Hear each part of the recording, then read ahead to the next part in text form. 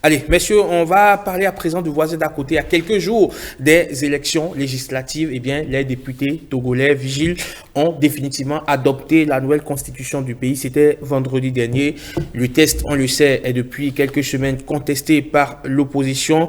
Le test acte la disparition du suffrage universel direct pour élire le président et crée surtout la fonction de président du conseil des ministres qui est un peu comme un super premier ministre qui concentre en lui tous les pouvoirs. Désormais, le Togo bascule, d'ailleurs même dans une nouvelle république aussi. Donc, les compteurs sont potentiellement encore à zéro. Oui, et c'est dommage la manière dont tout cela est fait. Vous avez parlé du texte, mais les Togolais, à ce jour, n'ont pas encore le texte, n'ont pas encore vu le texte. Ils n'ont pas vu le texte. Et puis, de vous à moi, et moi, j'attends un juriste pour me dire le contraire. Pensez-vous qu'on puisse changer la République de cette façon-là, de cette manière-là, sans consulter le peuple? Alors que, parallélisme de forme, c'est le peuple qui a mis en place cette réforme, cette République-là qu'on est en train de changer. C'est-à-dire, on a mis en place une République, entre autres, cela a généré des députés qui, eux, puisque les députés sont des mandataires, c'est le peuple qui est le mandat. Maintenant, le mandataire reste là-bas et il change les choses sans consulter ceux qui l'ont envoyé. Mais le président Faure a demandé entre-temps une plus large consultation parce qu'ils avaient déjà voulu trancher déjà le débat. Le président ne l'a pas promulgué. Il a demandé une plus large consultation autour du sujet. La plus large consultation en démocratie, c'est quoi? Vous pensez que c'est uniquement le référendum? Mais c'est le référendum. Uniquement? C'est le référendum. C'est le référendum. C'est ça qui donne de légitimité. Je dis, même le débat de légitimité du Parlement togolais, tout le reste, pour moi, ça ne vaut même pas. Même si le Parlement a été légitime à 100%. Même si le Parlement était légitime à 100%, il ne peut pas faire ça. On ne peut pas faire un changement du genre sans consulter le peuple. Qui plus est, situation aggravante, c'est des gens qui ont fini leur mandat. Donc, on est carrément dans un coup d'État institutionnel, encore une fois, dans la sous-région. Et moi, je pense que les Togolais, c'est ce qu'ils avaient commencé à faire. Il faut résister à ça. Il faut résister, il faut continuer à protester contre... Protester comment? De quelle manière? Tel qu'ils ont commencé. Oui, mais le test aujourd'hui, il est voté, reste que le président puisse passer à sa promulgation, ce qui sans doute va se produire dans les prochains jours. Ah ben, il faut s'exprimer. Ils doivent pouvoir s'exprimer démocratiquement et sans violence en disant non, nous n'avons pas été consultés. Qu'est-ce que ça va changer? Eh bien, ça changera, au moins ça affichera que c'est un forcing, c'est un coup d'État et que le peuple n'est pas d'accord. D'accord. Alors, Alphonse Maurice Soudé, lorsqu'on voit un peu de plus près les nouvelles dispositions liées dans cette constitution, on se rend compte que le poste de président de la République est vidé complètement de sa substance et c'est un premier ministre, une forme de premier ministre, président du Conseil des ministres qui concentre désormais tous les pouvoirs et qui a un mandat illimité, qui a un mandat illimité, je peux dire. Alors, on vient d'arracher des mains du peuple togolais une prérogative importante, c'est d'aller aux élections pour désigner le président. Donc maintenant, c'est fini ça. Et je dis, le Premier ministre tout puissant, ça veut dire que le président de la République devient, c'est un titre honorifique. Pourquoi cela? Il faut voir, le président Faure est en train de finir, il va finir son second et dernier mandat, et puis on change la Constitution. Pourquoi en Afrique? Dans la Constitution, le processus actuel, il lui reste encore un mandat, potentiellement. Mais oui, d'accord. Et quand vous lisez les extraits du texte, un Premier ministre qui est plus fort qu'un président de la République, très fort plus qu'un président de la République, pourquoi on fait ça? Est-ce qu'on veut gérer le Togo à la Poutine? Avec Medvedev, on veut gérer le Togo à la Poutine, quelqu'un quitte la présidence, il revient président du Conseil des ministres tout puissant, et l'autre est là, entre griffes comme un guillon. Et puis on dit, moi je dis, les députés devaient réfléchir. Et là, vous ne pouvez pas faire ce genre d'innovation. Vous passez dans une nouvelle république sans recevoir l'aval du peuple. De quoi a-t-on peur? Pourquoi ne peut-on pas conduire ce test-là vers un référendum, donner la possibilité à chaque Togolais de s'exprimer? J'ai suivi les membres de l'opposition aller contre.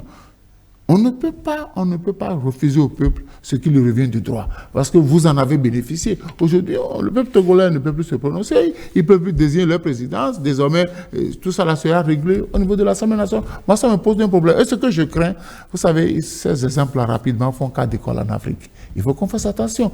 Quand vous êtes parlementaire, vous avez été désigné par le peuple. Même si vous avez une majorité mécanique, faites attention. Parce que toutes les lois que vous votez, normalement, devaient arranger le peuple. Le texte a été adopté 87. Mais écoutez, 87. Il faut rappeler. Quand le président il faut rappeler, si vous permettez, Alphonse Moïse, il faut rappeler que l'opposition avait boycotté les précédentes élections législatives, ce qui a fait que le parti au pouvoir, le parti UNIA, se retrouve seul, donc, avec les 87 sièges au Parlement. Mais oui, quand vous voulez aller aux élections, que vous n'avez pas toutes les assurances que l'élection sera organisée, les élections seront organisées dans de bonnes conditions, vous ne donnez pas... Est-ce que ça ne montre pas les limites suffisantes de la politique? C'est vrai que je ne suis pas d'accord.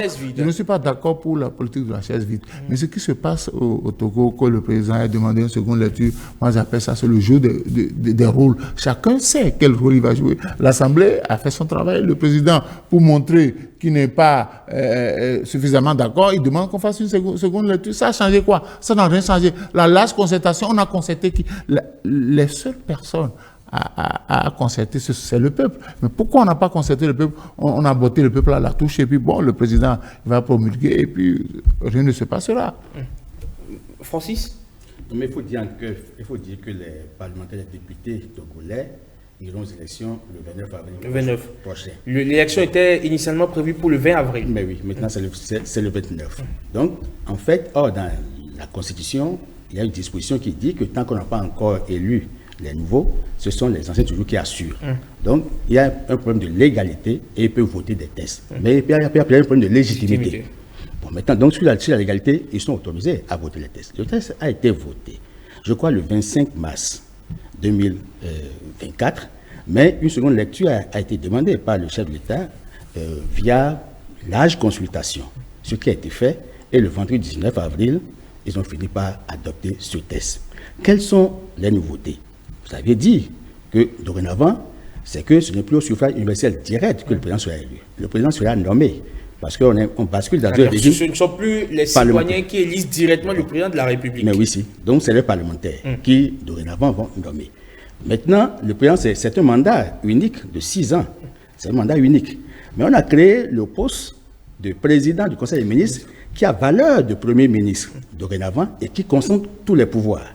Et on se dit que le président Faure va quitter bientôt, va finir son dernier mandat, même s'il faisait les 6 ans mandat unique, et qu'il pourra être désigné par ce Parlement, qu'il fera allégeance, pour devenir président du Conseil des ministres. Donc il va s'éterniser au pouvoir parce que depuis 1967, le Togo n'a connu que 2 présidents, le père Yassingbe et le fils, qui a cumulé il y a 19 ans au poste. C'est-à-dire c'est le plus jeune président des États francophones ouest-africains, mais en termes de doyen, en fait, de longévité au pouvoir, il y bat le record des mandats et il s'est fait élire démocratiquement en 2010, en 2015, en 2020.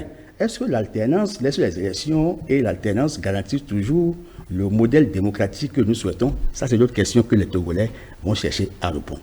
Mais il y a encore la tension politique, puisque l'opposition qui a émis des vœux qui n'ont pas été pris en compte et la société civile continue de se mobiliser pour dire que ce test ne va pas régir la vie des citoyens. Puisqu'en fait, le test normatif, le test constitutionnel, régit la vie et organise la vie harmonieuse, puis la vie des institutions. Maintenant, il se fait que dans les 15 jours qui vont suivre, parce qu'après l'adoption, le président de la République, conformément à le test, a 15 jours pour promulguer. S'il promulguait, ça va entrer en vigueur.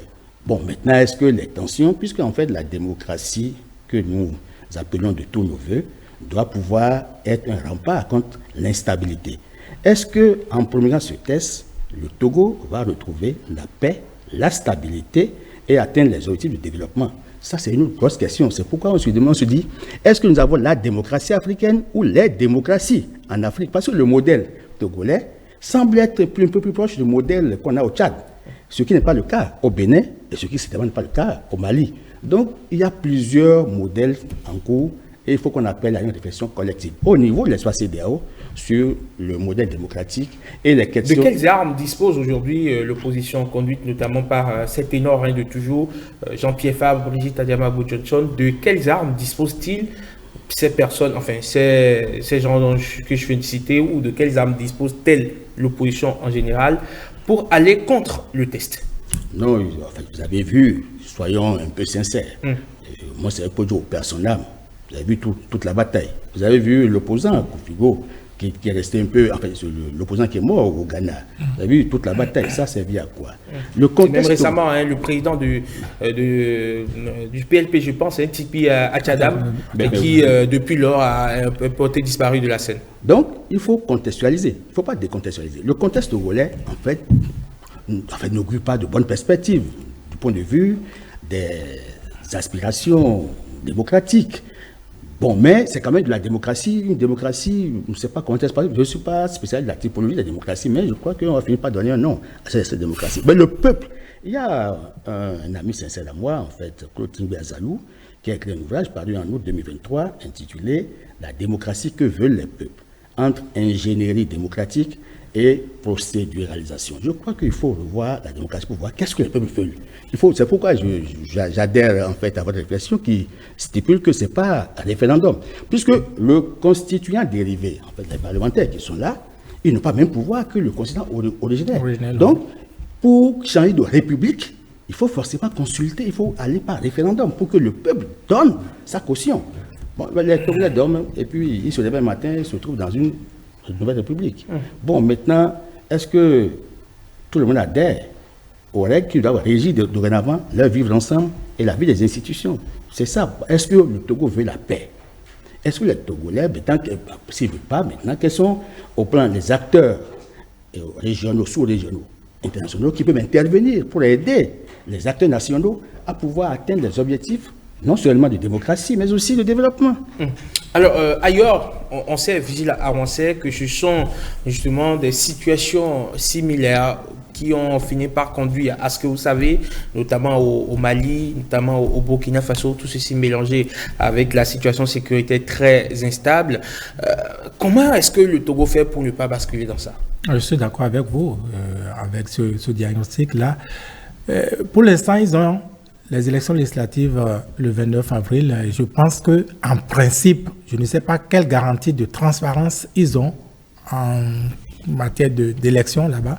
Mais sinon, en principe, c'est l'occasion pour sanctionner déjà cette réforme-là en votant pour ceux qui ne sont pas pour, par exemple. Si vous votez pour, donc ceux-là, arrivés là-bas, ils devraient pouvoir changer les choses. Ils devraient rapidement revoir cette réforme-là. Mais si le texte est promulgué et qu'aux élections législatives, l'opposition arrive à avoir la majorité, c'est que l'opposition va désigner le président de la République et donc le président du Conseil des ministres. Tout comme arrivé au Parlement, ils peuvent revoir rapidement les choses. C'est pas impossible, ça dépendra des résultats de ces élections législatives. Pensez-vous que le président Faure va opérer cette réforme pour perdre les élections? C'est pourquoi je dis, je ne sais pas quelle garantie de transparence ils ont en matière d'élections Togo, mais j'ai ma petite idée. Sinon, en principe, je ne sais pas si vous écoutez les Togolais, ils ne sont pas d'accord, personne n'est d'accord. Je n'ai pas vu d'entité togolaise pour cette réforme, dans cette forme, en dehors des gens donc, du pouvoir, les députés alliés, un peu comme au Sénégal, quoi. Vous avez vu, jusqu'à l'élection au Sénégal, on se disait les députés pro-Macky Sall s'agitaient comme s'ils étaient 10 millions au Sénégal, et après, au résultat, on a vu qu'ils ne représentaient absolument rien. 87 personnes. Qu'est-ce qu'ils représentent par rapport à la dizaine de millions de députés de Togolais? Ils ne représentent absolument rien. Ils ne représentent absolument rien. Vous dites typologie de démocratie, mais ça, ce n'est pas de la démocratie. Ce n'est pas de la démocratie, pas du tout. Il y a évidemment cette situation qui a alerté un peu le monde des médias. C'est Thomas Dietrich, notre confrère, qui a été expulsé, chassé donc, du Togo avec interdiction de remettre les pieds sur le territoire togolais parce qu'il a fait un reportage qui montre justement non seulement les coulisses quelque peu de ce test, de ce nouveau test qui a été voté, mais également la gouvernance de Yassine Bey père et fils, qui a, selon lui, la caution donc de la France. C'est d'ailleurs ça qui maintient le régime en place. Ça n'a pas plu au pouvoir de Lomé, qui l'a expulsé et qui... Et on dit qu'on est toujours en démocratie. Non, c'est le propre des pays africains. Très bien. Quand un journaliste fait un reportage qui n'est pas du goût du pouvoir, il faut l'expulser ou carrément il faut interdire que son journal officie dans ce pays-là. Et puis il est rentré frauduleusement sur le territoire. Donc, mais il aurait même pris par le Bénin pour y aller. Je n'en sais rien. Le Togo, c'est un autre pays. Et même si vous voulez aller au Togo et que vous présentez votre carte de journaliste, vous risquez de ne pas y aller. Je sais de quoi vous parlez. Ah ben c'est comme ça. Je sais exactement de quoi vous parlez, mon cher Vigile Avancé. Merci beaucoup. Merci également à vous, Francis Louis-Atalier. Merci Alphonse Moïsoulier. Merci Vigile Avancé d'être passé sur 5 sur 7 matin faire le débat avec nous sur l'actualité d'ici et d'ailleurs. J'espère que vos analyses nourries et bien engraissées, surtout survitaminées, ont pu permettre aux téléspectateurs de comprendre les enjeux du moment liés à un certain nombre de sujets ici au Bénin et ailleurs sur le continent. Encore 2 derniers rendez-vous pour boucler cette émission. Les sports de Blaise Adampo, juste après la revue de presse de Marcel Ahossi. À tout de suite.